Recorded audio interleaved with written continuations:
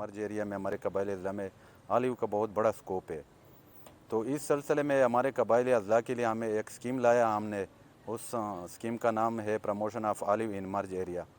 उसी सिलसिले में उसमें इस खैबर का एक हिस्सा बनता है कि उस पर हम काम कर रहे हैं।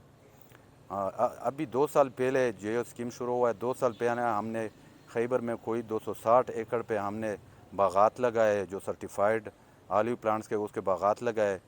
इस स्कीम में दूसरा कंपोनेंट है, वो जो जंगली जैतून है उसकी कलमकारी करनी है। कोई 60,000 की हमने तीरा एरिया में जो जंगली जैतून मौजूद है ऑलरेडी, उसमें कम अज़ कम हमने 60,000 पौधों में हमने कलमकारी की है।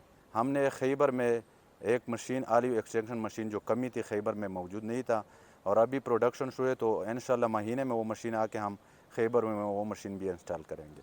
इस तरह है कि हमने तो बागात जो लगाया वो अभी तो 2 साल हो गए हमने बागात लगाए, इंशाल्लाह उसकी भी प्रोडक्शन आएगी। हमने पहली दफ़ा हमने खैबर में खैबर आलिव पिकल हमने शुरू किया और बहुत कामयाब हुए, और हमने खैबर आलिव पिकल हमने बनाए भी है और फार्मर को भी बनाया, फार्मर को ट्रेनिंग भी दिए।